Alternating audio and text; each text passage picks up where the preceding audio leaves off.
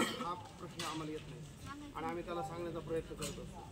अशी चांगली मेहनत घेऊन जर आलात तुम्ही, नुसता अभ्यास करून उपयोग नाही, त्याच्यावर सराव पेपर झाले तरच काहीतरी होईल. आमचे जवळजवळ 200-250 पेपर होतील आणि मग कुठंतरी.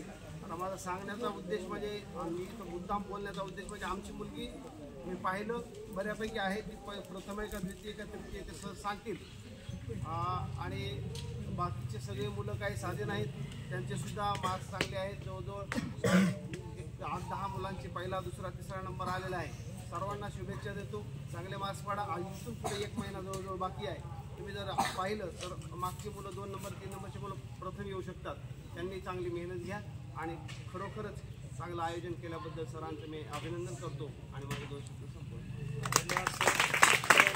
काही मुलाचं मार्गदर्शन जिल्हा परिषद प्राथमिक शाळा आहे, त्या शाळेमध्ये सुद्धा त्यांचे 150+ पेपर झालेले आहेत, बरोबर आहे.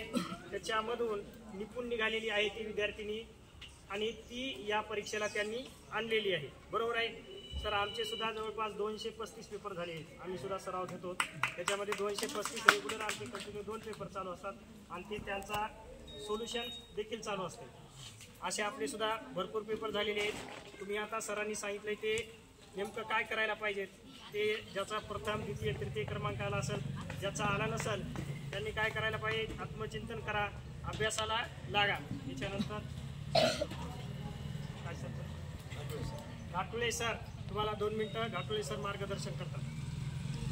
सर्वप्रथम इथं आलेल्या सर्व विद्यार्थ्यांचं कौतुक करावं, कारण ज्या मनात भीतीनं बाळगण्यासाठी आज पेपर दिलेला आहे का नाही.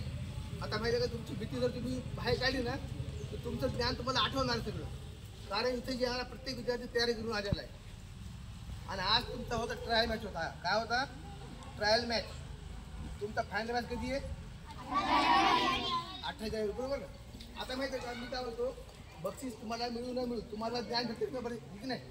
त्यात परत तुम्हाला माहिती काय भेटलेलं आहे, जे तुम्हाला माहीत नव्हतं ते तुम्हाला भेटलं तुम्हाला. आता माहिती काय करायचं, हे तुमचं बक्षीस बघा, हे मला माहीत नव्हतं ते मला आज माहीत झालं.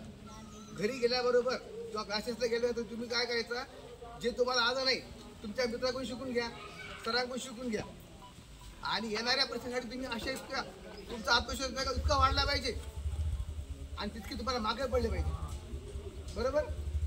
मनाची भीती कमी करा. सर्व पैसे आणखीन जास्त द्यायचे तर तुम्हाला. सर्वांना खूप खूप शुभेच्छा. आणि सरांनी जे आयोजन केलेले बघा, खूप छान. बघा म्हणजे पहा ना, मुलं छान बसले, पेपर झाले, लगेच निकाल झाला, बक्षीस बी आले, आहे की नाही. सरांचं कौतुक करायचं कमीच आहे. एक छान काय छान काय आवाज सरांसाठी.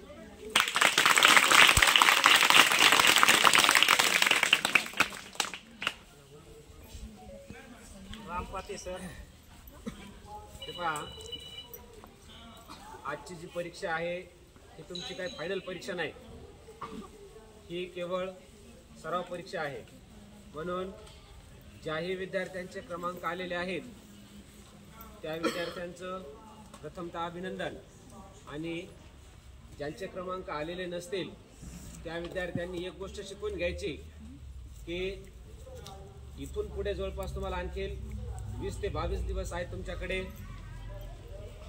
तर 20 ते 22 दिवसामध्ये तुम्हाला फायनल परीक्षेचं अशा प्रकारचं नियोजन करायचं आहे.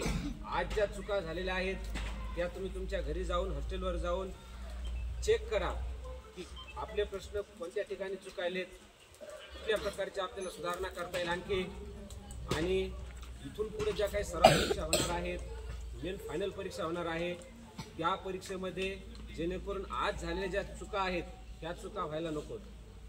आणि ज्या विद्यार्थ्यांचे क्रमांक आलेले असतील त्या विद्यार्थ्यांनीही मनामध्ये बिलकुल युगोट न ठेवता त्याच दृष्टिकोनातून आणखी अभ्यास ठेवायचा आहे. कारण फायनल परीक्षेमध्ये तुम्हाला हेच यश पुन्हा आणखी मिळवून द्यायचं आहे. ज्या विद्यार्थ्यांचे क्रमांक आलेले नाहीत त्या विद्यार्थ्यांनी मात्र पुन्हा पेटून उठायचं आहे. इथं क्रमांक आलेले नाहीत म्हणून अभ्यास सोडू नका. आतापर्यंत तुमचा अभ्यास खूप छान पद्धतीने केलेला आहे. तो अभ्यास आणखी कशा पद्धतीने वाढवायचा, कशा प्रकारचे प्रश्न सोडवायचे, काय चुका झालेल्या आहेत त्या कशा टाळायच्या आणि दुरुस्त करून कशा प्रकारचे प्रश्न सोडवायचे याचं नियोजन लावा. कारण तयारीशिवाय पूर्व काही नाही. आणि तुमची तयारी जबरदस्त व्हावी यासाठी तुम्हाला खूप खूप शुभेच्छा. फायनल परीक्षेसाठी तुमच्या भरपूर शुभेच्छा. लक्षामध्ये